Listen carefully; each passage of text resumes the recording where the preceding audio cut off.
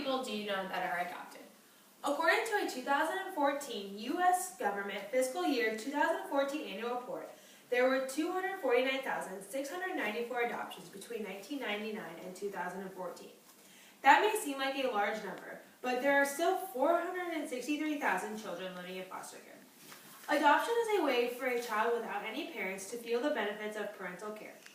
Open adoption, closed adoption, and the pros and cons of adoption are the three things I will be talking about today. First, I will be talking about adoption that is closed, which is most commonly occurring in the United States. According to a Siegel and Smith survey in 2008, 55% of United States adoptions were open. Full names, contact information, and in-person meetings between birth and adoptive parents take place in open adoption. Phone calls, emails, texts, and periodic meetings may continue to occur with the birth family and the adoptive family after the transfer of custody. The fear of this leading to co-parenting is why most families are fearful of this type of relationship.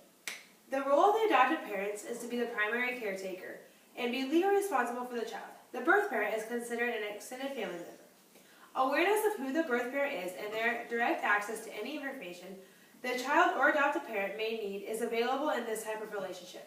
When an expecting mother chooses to have an open adoption, they may take part in selecting the adoptive parents who will raise the child.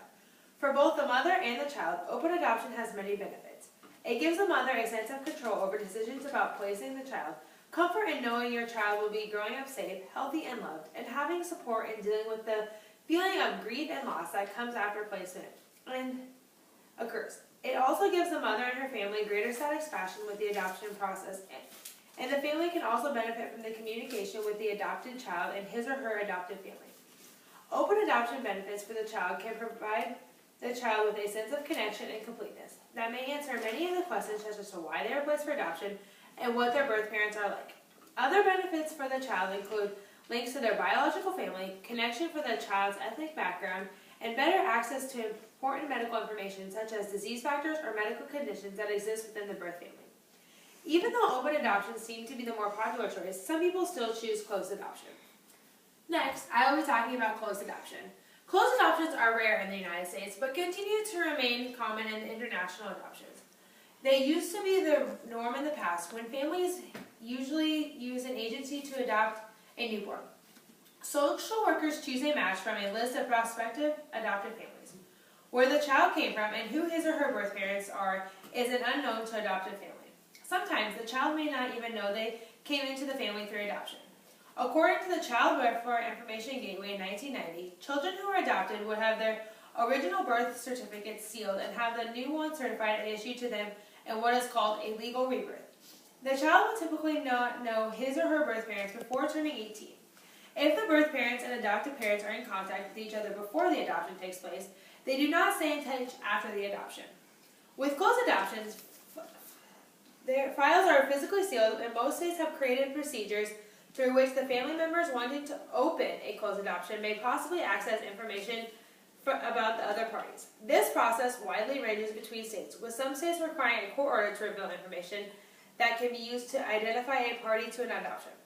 For the childbirth parents and the adoptive parents, there can be many advantages and some disadvantages.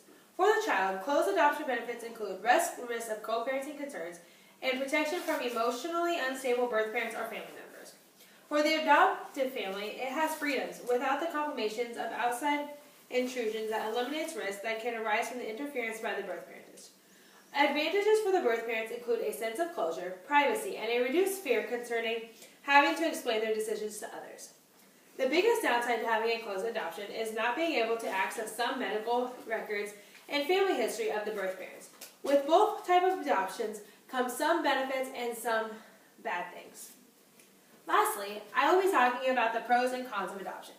With domestic adoption, which is adoption occurring in the United States, there are many positive aspects.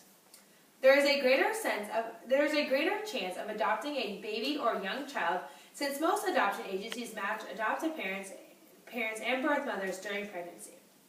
Less paperwork, no language barrier, and shorter travel time are a few of the reasons in-country adoption usually takes less time.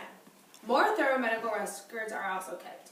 According to a 2007 U.S. Department of Health and Human Services study, it found that 85% of adopted children are in excellent condition and found that adopted children were less likely to live in households below the poverty threshold. Along with many pros to domestic adoption, there are also some negative aspects. Some of them include birth parents' expenses if choosing a private adoption, possible emotional turmoil, and long waiting lists.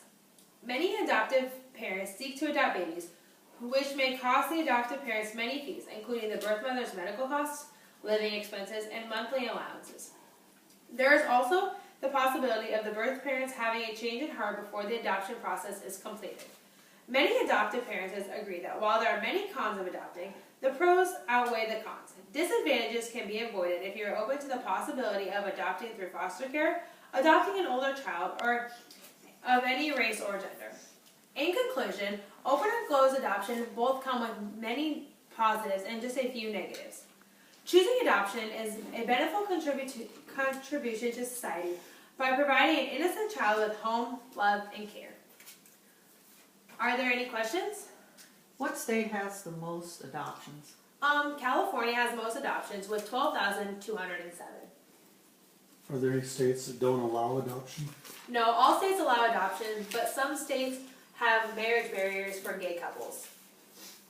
What if in a closed adoption, a biological parent decides they want back in the child's life later? They have to go through the court to get permission to open access files, and it can be very, very difficult. How much does adoption cost? Adoption costs can range anywhere from $25,000 to $50,000, depending if you pick an international adoption or domestic adoption. My question for you is, if you had to choose, would you choose open adoption or closed adoption?